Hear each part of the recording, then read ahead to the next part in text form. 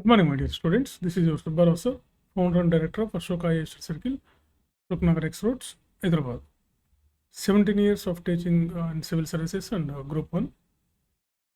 So, general essay civil services కానీ group 1 మెయిన్స్లో కానీ జనరల్ ఎస్ఏ అనేది ఒక ఇంపార్టెంట్ సబ్జెక్ట్ అనమాట. So important paper both in civil services and group 1. So civil services group 1లో general essay అనేది ఒక ఫుల్ పేపర్ ఉంది. సివిల్ సర్వీసెస్లో 250 మార్క్స్కి, గ్రూప్ 1లో 150 మార్క్స్కి జనరల్ ఎస్ఏ ఉంది. సో మనకి ఇంకొక మేజర్ స్కోరింగ్ అవ్వడానికి తక్కువ కష్టంతో ఎక్కువ మార్కులు తెచ్చుకోవడానికి కూడా అవకాశం ఉన్నటువంటిది. ఎలాగా చదవకుండా మనకు ఉన్నటువంటి అవగాహనతోటి మనం రాయడానికి అవకాశం ఉన్నటువంటిది ఈ జనరల్ ఎస్ఏ. సో ఈ జనరల్ ఎస్ఏలో ఎక్కువ మార్క్స్ ఎలా తెచ్చుకోవాలి? ఖచ్చితంగా జనరల్ ఎస్ఏ చాలా ఎఫెక్టివ్గా, చాలా భావనాత్మకంగా, చాలా వ్యూహాత్మకంగా మీరు కొంచెం రాయాల్సి ఉంటుంది. ఇది కంప్లీట్గా విశ్లేషణ మీద ఆధారపడి ఉంటుంది. అంటే జనరల్ ఎస్ఏని మీరు చాలా జాగ్రత్తగా రాయగలిగినట్లయితే మీకు ఎక్కువ మార్కులు రావడానికి అవకాశం ఉంటుంది జనరల్ ఎస్ఏలో. ఇది ఒక డిసైడింగ్ ఫ్యాక్టర్. ఇప్పుడు తెలంగాణ గ్రూప్ 1లో కానీ చూసినట్లయితే మెయిన్ కాబట్టి ఇంటర్వ్యూ లేదు కాబట్టి ఇది ఒక డిసైడింగ్ ఫ్యాక్టర్ అనమాట మనకి. అదే మనం ఏపీలో చూసినట్లయితే ఏపీ గ్రూప్ 1లో కూడా జనరల్ ఎస్ఏ ఉంది. అదేవిధంగా సివిల్ సర్వీసెస్లోనూ జనరల్ ఎస్ఏ ఉంది. సో జనరల్ ఎస్ఏ చాలా ఇంపార్టెంట్ అనమాట. Okay, right. జనరల్ ఎస్ఏ రాయాలంటే ఒక ఆర్గనైజ్డ్గా, ఒక స్ట్రక్చరల్గా డెవలప్ చేయండి జనరల్ ఎస్ఏని. ఎంత వీలైతే అంత ఫాస్ట్గా రాయడానికి ప్రయత్నం చేయాలి. కొంచెం వేగంగా రాయాలి. అదేవిధంగా ఒక స్ట్రక్చరల్గా డెవలప్ చేసుకుని జనరల్ ఎస్ఏ రాయండి. ఇందుకు అనేక పుస్తకాలు ఏమీ చదవాల్సిన అవసరం లేదు.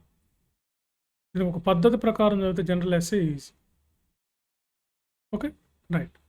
సో కాబట్టి దాదాపుగా ఫుల్ పేపర్ కాబట్టి ఎక్కువ మార్క్స్ రావడానికి అవకాశం ఉంది కాబట్టి జనరల్ ఎస్ఏని మీద దృష్టి పెట్టడం ఎంతైనా అవసరం. ఇప్పటి నుంచే మీరు రోజు ఒక వీక్లీ వన్స్ అన్న అట్లీస్ట్ ఒక 2-3 జనరల్ ఎస్ఏలు రాసేటట్టు ఉండాలి. Weekly once 2-3 general essays complete చేసుకునే విధంగా మీ ప్రిపరేషన్గా ఉన్నట్లయితే మంచి మార్క్స్ వస్తాయి.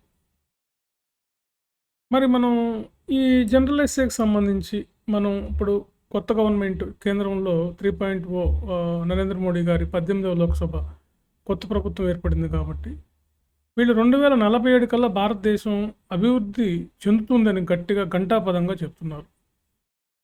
అంటే వీళ్ళే కాకుండా మనకి వరల్డ్ బ్యాంక్ వాళ్ళు, IMF వాళ్ళు, అదేవిధంగా ఇటీవల మన జరిగినటువంటి G7 కంట్రీస్ కూడా India will be developed by as soon as early అని చెప్తున్నారు. ఇండియా త్వరలో డెవలప్ అవ్వబోతుందని చెప్పి మనకి చాలా సర్వేలు చెప్తున్నాయి. ఈవెన్ అమెరికన్ సర్వేస్ కూడా చాలా చెప్తున్నాయి మనకి. ప్రపంచంలో శరవేగంగా పరిగెత్తే దేశాలు 2 ఉన్నాయి ఇప్పుడు. అందులో ఒకటి చైనా, రెండవది ఇండియా. చైనాని మించి కూడా ఇండియా, చైనాని క్రాస్ చేసే అవకాశం కూడా ఇండియాకు ఉంది. సో కాబట్టి 2047 నాటికి మనకి భారతదేశానికి స్వాతంత్రం వచ్చి 100 సంవత్సరాలు అవుతుంది. ఈ 100 సంవత్సరాలు పూర్తయ్యే నాటికి, అంటే ఇప్పుడు మనం 24లో ఉన్నాం, మనం ఇంకా దాదాపు ఇంకొక 25 ఇయర్స్, 24-25 ఇయర్స్ కల్లా మనం 2047కి చేరుకుంటాం. 2047 కల్లా భారతదేశం అభివృద్ధి చెందుతుంది అని చెప్పి ప్రపంచ ఆర్థిక సంస్థలు, ప్రపంచ ఆర్థిక సర్వేలు, ప్రపంచ దేశాల యొక్క ఆర్థిక సంస్థలు ఘంటాపదంగా చెప్తున్నాయి. మనకు కూడా రిజర్వ్ బ్యాంక్ ఆఫ్ ఇండియా, అదేవిధంగా నీతి ఆయోగ్ కానీ, అదేవిధంగా మనకి PMO ప్రైమ్ మినిస్టర్ ఆఫీస్ కానీ, ప్రైమ్ మినిస్టర్ స్వయంగా మనకి చెప్తున్నారు. Okay, right. సో కాబట్టి మనం ఇండియా డెవలప్ అవ్వడానికి ప్రధానంగా మనం ఏం బేస్ చేసుకుంటామంటే మనం గ్రోత్ రేట్ ఒకటి, అదేవిధంగా మనకి per capital income, growth rate, per capital income, వృద్ధి రేటు. మనం మెయిన్గా చూసే వాటిల్లో గ్రోత్ రేట్ ఎంత ఉంది. గ్రోత్ రేట్ అంటే compare to the previous year, increment of the production compare to the previous year అనమాట. గత సంవత్సరంతో పోల్చినప్పుడు ఈ సంవత్సరం మొత్తం ఉత్పత్తిలో వచ్చిన పెరుగుదలని గ్రోత్ రేట్ అంటాం. సో మనకి గ్రోత్ రేట్ ఒకటి ఇంపార్టెంట్. గ్రోత్ రేట్ చూడండి, మనకి 7 to 7.5% ఉండొచ్చు అని చెప్పి మనకి ఇప్పుడు రీసెంట్గా 2024 మనకి జూన్లో చాలా సర్వేలు, reserve bank of India, IMF వీళ్ళంతా కూడా యాన్ అండ్ యావరేజ్గా 7 నుంచి 7.5% వృద్ధి రేటు ఉంటుంది అంటున్నారు. ఒక ఆర్థిక వ్యవస్థకు 5% ఉంటే మోడరేట్‌గా ఉన్నట్టు, మోర్ దెన్ 5% అంటే 7-7.5% అంటే పర్లేదని చెప్పొచ్చు. అదేవిధంగా per capita income. Per capita income అంటే తలసరి ఆదాయం. తలసరి ఆదాయం గాని చూసినట్టయితే మనకి 1,72,000 రూపాయల వరకు ఉంది సుమారుగా. 1,72,000 రూపాయల వరకు ఉంది మనకి. కాబట్టి ఇది కూడా మనకి చాలా రెట్లు పెరగాలి. దాదాపుగా 5 టైమ్స్ పెరిగితే గానీ మనం ఎళ్ళలేం. దీంట్లో భాగంగా మన గవర్నమెంట్ 2024, 20 సారీ 2025, 26 నాటికల్లా మనం $5 ట్రిలియన్ ఎకానమీకెళ్ళాలని చెప్తున్నారు. $5 ట్రిలియన్. అంటే $5 ట్రిలియన్ అంటే 500 లక్షల కోట్ల ఆర్థిక వ్యవస్థకి ఎళ్ళాలంటున్నాం. 2025, 26 నాటికల్లా మనం దానికి రీచ్ అవ్వాలి. 5 ట్రిలియన్ ఎకానమీకి వెళ్తే మనం డెవలప్ అవ్వడానికి అవకాశం ఉంటుందన్నమాట. ఓకే. రైట్. సో, కాబట్టి మన వృద్ధి రేట్ ఇలా ఉంది. మన పర్ క్యాపిటా ఇన్‌కమ్ ఉంది. అంటే మనం డెవలప్ అవ్వడానికి మనం చాలా దూరంలో ఉన్నాం. అంత దగ్గరలో ఏం లేము. చాలా దూరంలోనే ఉన్నాం. కాకపోతే మనం అందరం కష్టపడి అన్ని రంగాలను గాని అభివృద్ధి చేయగలిగితే మనం ఖచ్చితంగా డెవలప్ అవుతాం. 2047 నాటికి ఖచ్చితంగా మనం డెవలప్ అవుతాం. అది 100 ఇయర్స్ అవుతుంది మనకు స్వతంత్రం వచ్చి. మరి దీనికోసం మనం ఏం చేయాలి? అసలు ముందు మీరు ఇంట్రడక్షన్‌లో ఇవన్నీ రాయాలి. ఇలా రాయాలన్నమాట. ఇంట్రడక్షన్ అనేది ఈ విధంగా ఉండాలి. మీరు మొత్తం పరిచయం చేయాలి. న్యూమరికల్ డేటా కొంత వాడాలి. ఇలా పరిచయం చేసుకుంటూ మనం ఇంట్రడక్షన్ రాయాల్సి ఉంటుంది. మరి ఇక్కడ అసలు డెవలప్డ్ ఎకానమీ అంటే ఏంటి? అభివృద్ధి చెందిన ఆర్థిక వ్యవస్థ అంటే ఏంటి? What is meant by the developed economy? అభివృద్ధి చెందిన ఆర్థిక వ్యవస్థ. ఇక్కడ ఆర్థిక వ్యవస్థ అన్నా, దేశం అన్నా ఒకటే అన్నమాట. ఆర్థిక వ్యవస్థ. Developed economy. ఏంటి డెవలప్డ్ ఎకానమీ అంటే? అంటే మనకి 2023లో వరల్డ్ బ్యాంక్ వాళ్ళు ఇచ్చినటువంటి డెఫినిషన్ ప్రకారంగా చూస్తే, ఏ దేశంలో అయితే తలసరి ఆదాయం అంటే ఒక సంవత్సరానికి ఆ దేశంలో ప్రజలు ఎవరైతే $12,000 కన్నా ఎక్కువ సంపాదిస్తారో, అంటే ఆ దేశంలో $12,000 పైన గాని ఆదాయం గాని ఉన్నట్లయితే తలసరి ఆదాయం. తలసరి ఆదాయం అంటే ఒక సంవత్సరంలో ఒక వ్యక్తికి లభించేటటువంటి average income of a citizen in a country in a year is known as per capita income. దీన్ని తలసరి ఆదాయం అంటారు. ఈ తలసరి ఆదాయము మనకి $12,000 పైన ఉండాలి. ఫర్ ఎగ్జాంపుల్ ఇప్పుడు డెవలప్డ్ కంట్రీ చూసుకుంటే ఇండియా అనేది ఒక అతిపెద్ద ఆర్థిక వ్యవస్థలో 5వ అతిపెద్ద ఆర్థిక వ్యవస్థ ఇప్పుడు మనం.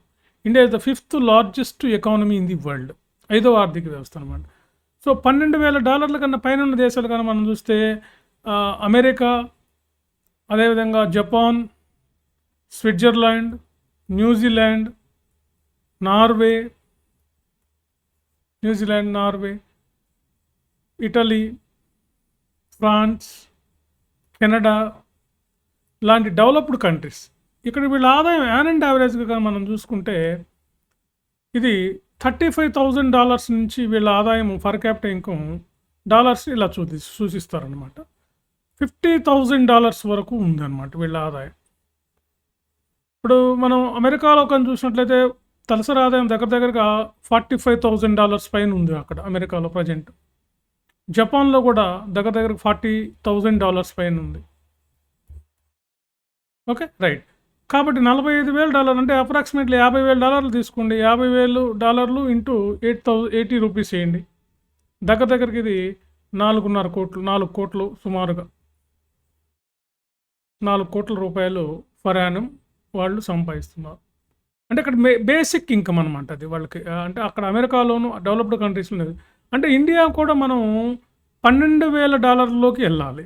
మరి ఇండియా ఇప్పుడు ప్రస్తుతం ఎంత ఉంది? మనం 2023, 24 మన సర్వే ప్రకారం అంటే మనకు దొరికినటువంటి ఆర్థిక సర్వే ప్రకారం గాని చూస్తే మనం కేవలం $2,600 ఉన్నాయి మన దగ్గర.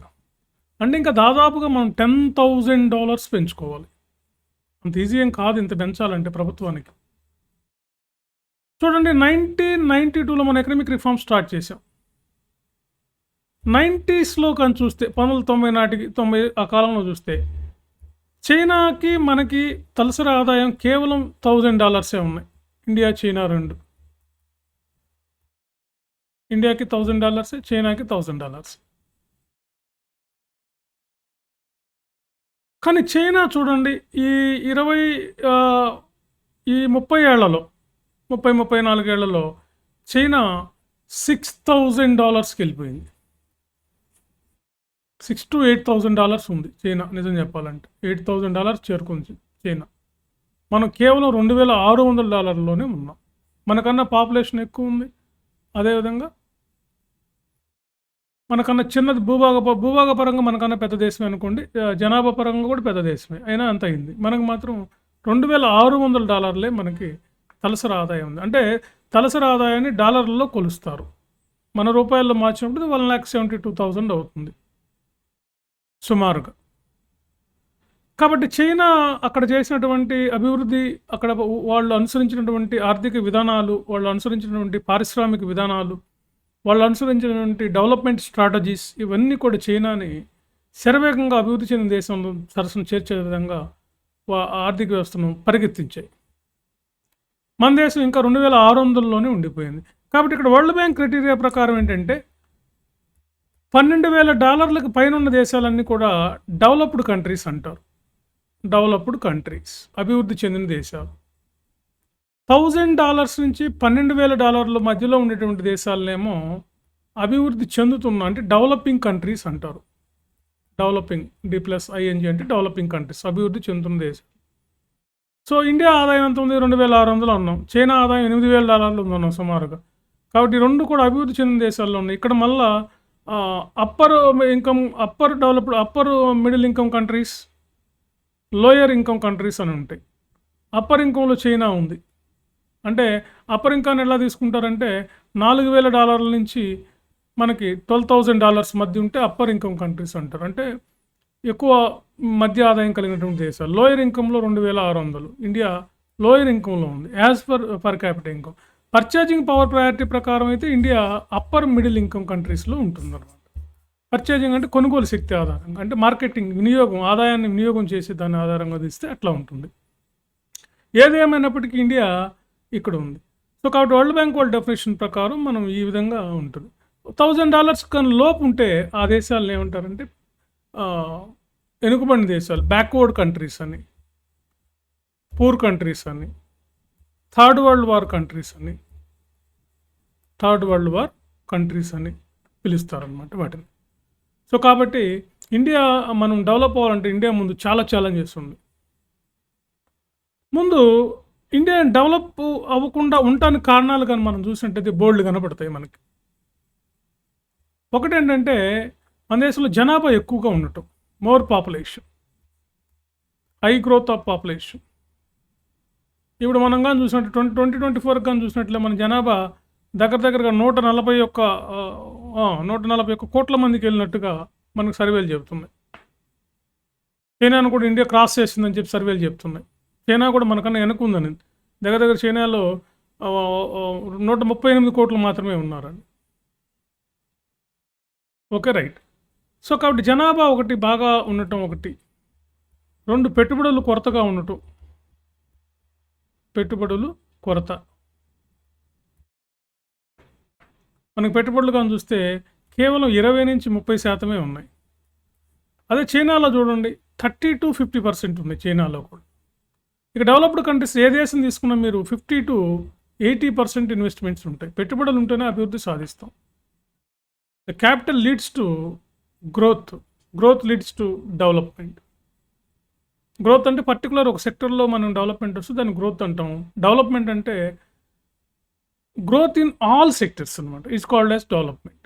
అభివృద్ధి in all dimensions, in all round development is known as development, economic development. Right. తర్వాత మనం కానీ చూస్తే ల్యాక్ ఆఫ్ టెక్నాలజీ మనకి తక్కువగా ఉండటం. అదేవిధంగా మనం కానీ చూసినట్టయితే ఇండస్ట్రియల్ డెవలప్మెంట్ లేకపోవటం, పారిశ్రామిక అభివృద్ధి లేకపోవటం, మౌలిక వసతులు లేకపోవటం, ల్యాక్ ఆఫ్ బేసిక్ నీడ్స్ అనమాట. అంటే బేసిక్ నీడ్స్ అనుకుంటే ఇన్ఫ్రాస్ట్రక్చర్ లేకపోవడం, గవర్నమెంట్ పాలసీస్, గవర్నమెంట్ విధానాలు, పాలసీస్. అదేవిధంగా ల్యాక్ ఆఫ్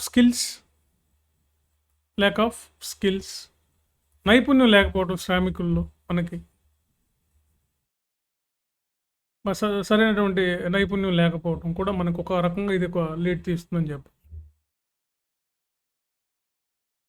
అదేవిధంగా మనం ఇంకా చూసినట్లయితే మనం ఎకనామిక్ సెంట్రలైజేషన్ ఎకనామిక్ సెంట్రలైజేషన్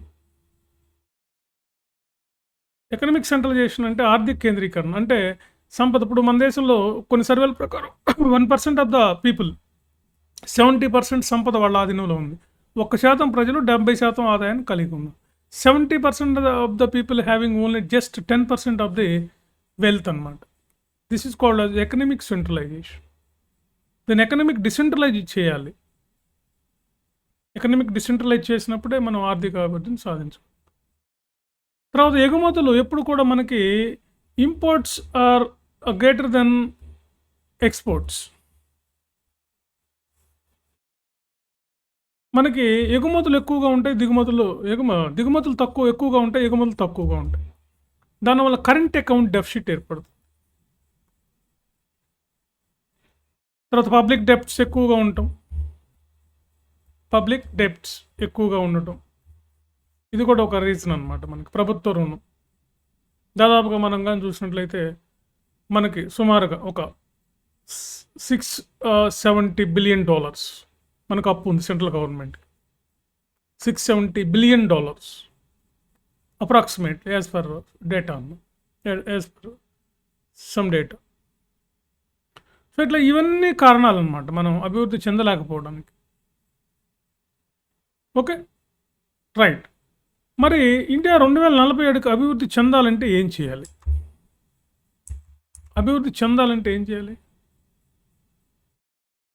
వే ఫార్వర్డ్స్ ఏమున్నాయి మన దగ్గర? మన ముందు ఉన్నటువంటి మనం చేయవలసినటువంటి ఏంటి? ఏం చేయాలి?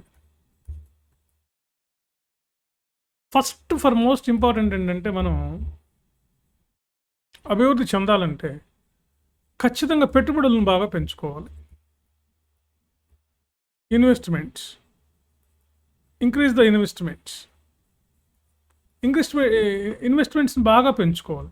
మన ఇన్వెస్ట్మెంట్స్ మనం చెప్పాం కదా, మన దేశంలో కేవలం 20 నుంచి 30% మధ్యలోనే ఉంది. దీన్ని 30 to 50% పెంచాలి. అప్పుడే మనం ఆర్థిక అభివృద్ధిని సాధించగలుగుతాం. అప్పుడే మనం డెవలప్డ్ కంట్రీస్ సర్చ్ చేయగలుగుతాం. రెండవది ఏంటంటే మనం పర్ క్యాపిటల్ ఇన్కాన్ని బాగా పెంచాలి.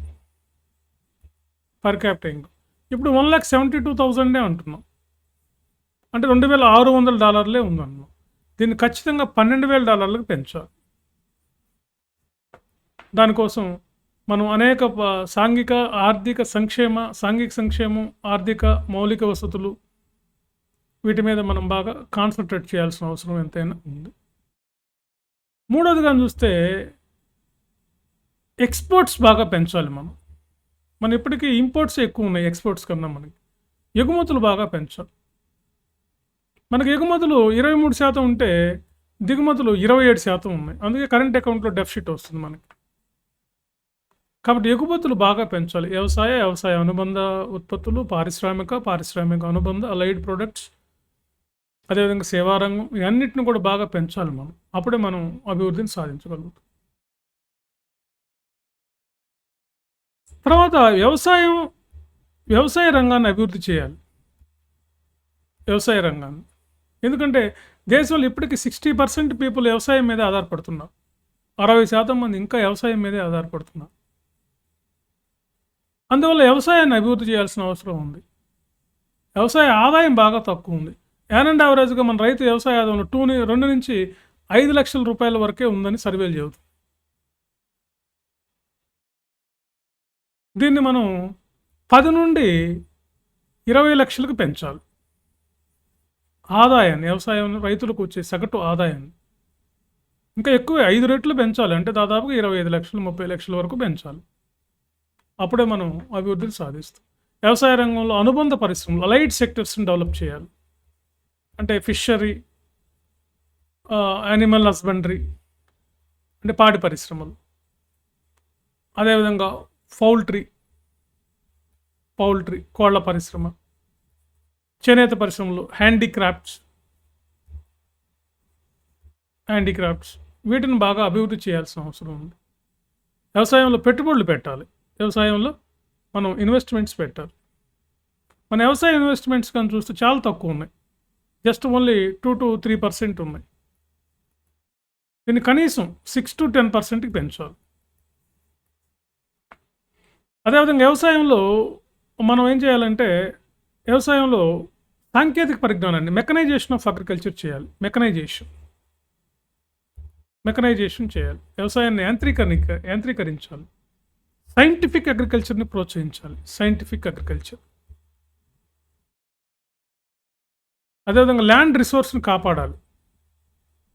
ల్యాండ్ రిఫార్మ్స్ తీసుకురావాలి. ల్యాండ్ రిఫార్మ్స్ ఒక పశ్చిమ బెంగాల్, కేరళలో తప్ప rest of the states are not followed. Completely not done by rest of the states except Kerala and Paschim Bengal, west Bengal. కాబట్టి వ్యవసాయ రంగాన్ని బాగా ప్రోత్సహించాలి. తర్వాత మన ముందు ఉన్న ఇంకొక సవాళ్ళు ఏంటంటే ఉపాధి కల్పించాలి. ఉపాధి జనరేషన్ ఆఫ్ ఎంప్లాయ్మెంట్.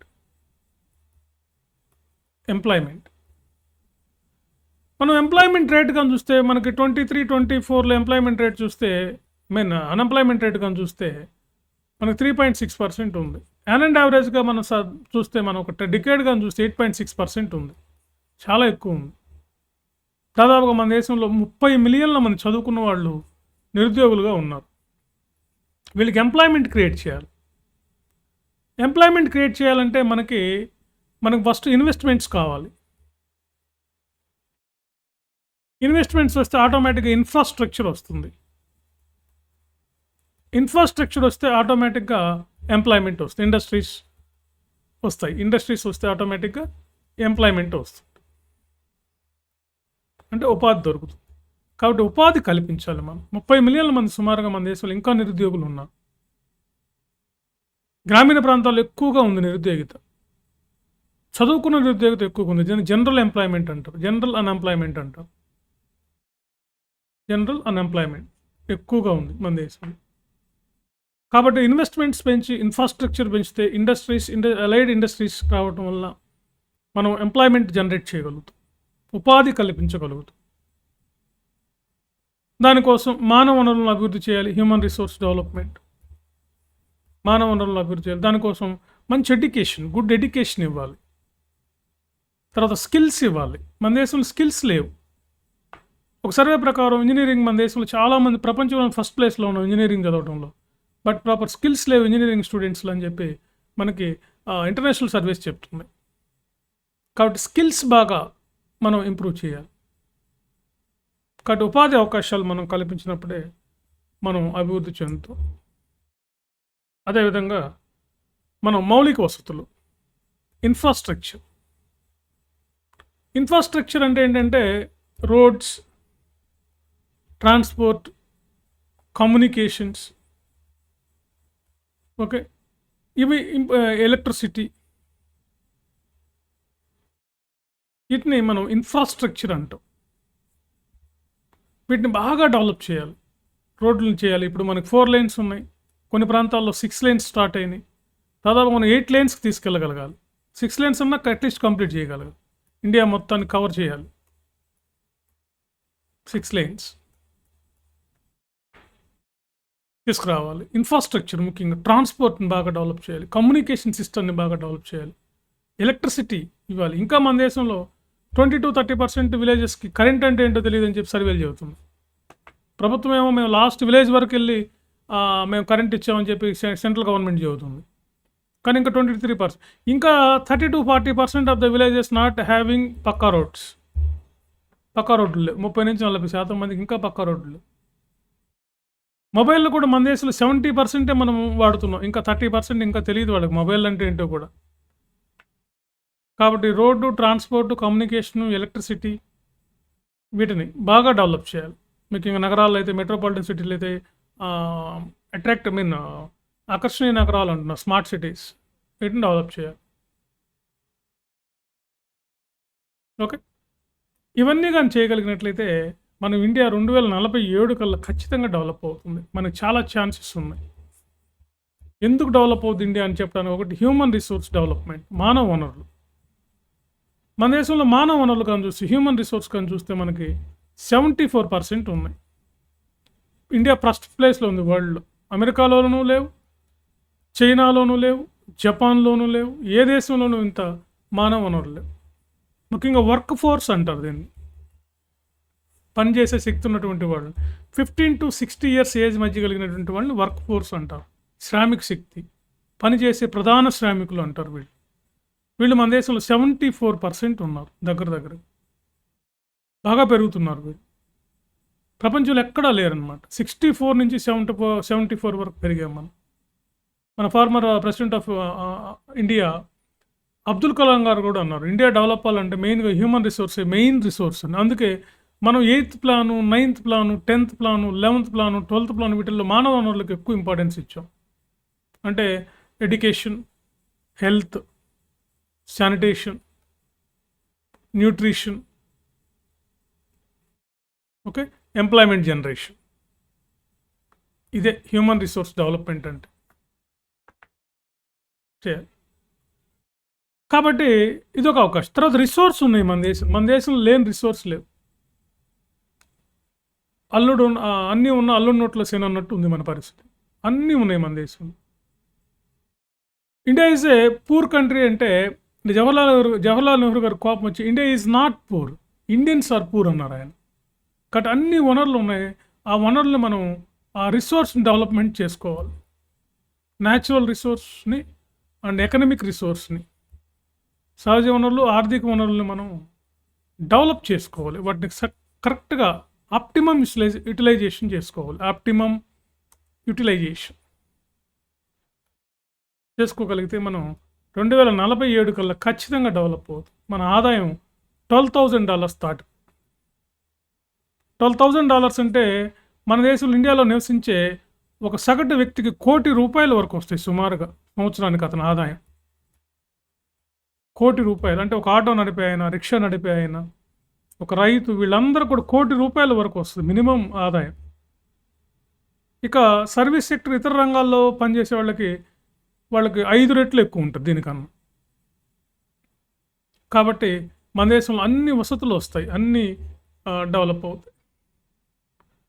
కాబట్టి మీరు ముగింపులో, కన్క్లూజన్లో మీరు చక్కగా ఇండియా డెవలప్ అవ్వడానికి అవకాశం ఉంది. పాజిటివ్గా రాయాలి. ముగింపు ఎప్పుడు కూడా పాజిటివ్గా ఉండాలి, చాలా పాజిటివ్గా. ఇండియా ఖచ్చితంగా డెవలప్ అవ్వడానికి అవకాశం ఉంది. మానవ వనరులు, హ్యూమన్ రిసోర్స్, న్యాచురల్ రిసోర్స్, అదేవిధంగా ఎకనమిక్ రిసోర్స్ ఉన్నాయి. తర్వాత పెట్టుబడులు ఉన్నాయి మన దేశంలో. యువత బాగా పనిచేస్తారు. వ్యవసాయం కూడా చూడండి, ఇప్పుడు వ్యవసాయ ఉత్పత్తి కూడా మనకు బాగా పెరిగింది. దాదాపుగా మనం 323 మిలియన్ టన్స్ ఆహార ధాన్యాలను ప్రొడ్యూస్ చేసాం లాస్ట్ ఇయర్ అప్రాక్సిమేట్లీ. సో మనం అన్నీ ఉన్నాయి మనకి. కాబట్టి ఇండియా ఖచ్చితంగా డెవలప్ అవ్వడానికి అవకాశం ఉంది అని మీరు పాజిటివ్గా 2047 కన్నా ముందే అని కొన్ని సర్వేలు చెప్తున్నాయి. 2037 అని చెప్పి అమెరికాలో ఒక సర్వే చెప్పింది మనకి. కొన్ని దేశాలు ఇండియా చాలా ఎర్లీగా 2037కి అవుతుందన్నారు. కానీ మన గవర్నమెంట్ ఏంటంటే 2047కి టార్గెట్ పెట్టడం జరిగింది. సో ఫ్రెండ్స్, ఈ విధంగా జనరల్ ఎస్ఏలో మీరు చక్కగా అనలైజ్ చేసి మంచిగా అన్ని డైమెన్షన్స్లో కానీ చేయగలిగినట్లయితే మీకు ఖచ్చితంగా సివిల్ సర్వీసెస్లో మంచి మార్క్స్ వస్తాయి. అదేవిధంగా గ్రూప్ 1లో కూడా మంచి మార్క్స్ వస్తాయి. సో జనరల్ ఎస్ఏ క్లాసెస్ కావాలంటే మీకు ఆఫ్లైన్ క్లాసెస్ అయినా ఆన్లైన్ అయినా సరే మమ్మల్ని అప్రోచ్ అవ్వండి. సో జనరల్ ఎస్ఏ కూడా మాకు 28th నుంచి స్టార్ట్ అవుతాయి క్లాసెస్. అదేవిధంగా టెస్ట్ సిరీస్ ఉంటాయి. ఓకే, అదేవిధంగా civils both Telugu medium, English medium 2 medium batches start అవుతాయి. ఓకే ఫ్రెండ్స్, సో ఈ విధంగా మనం ఎస్ఏ కానీ రాయగలిగినట్లయితే మంచి మార్క్స్, అద్భుతమైనటువంటి మార్క్స్ వస్తాయి. తర్వాత మీకు సివిల్స్ ఇంటర్వ్యూలో కూడా మీకు మంచి ప్లస్ అవుతుంది. ఎస్ఏ బాగా రాయగలిగితే ఇంటర్వ్యూలో కూడా మీరు బాగా ఇంటర్వ్యూ చేయగలుగుతారు. అది గ్రూప్ 1లో, తెలంగాణ గ్రూప్ 1లో ఇంటర్వ్యూ లేదు కాబట్టి యూపీఎస్సీ సివిల్ సర్వీసెస్లోను, ఏపీపీఎస్సీ గ్రూప్ 1లో కూడా రాయగలుగుతారు. Okay, thank you very much.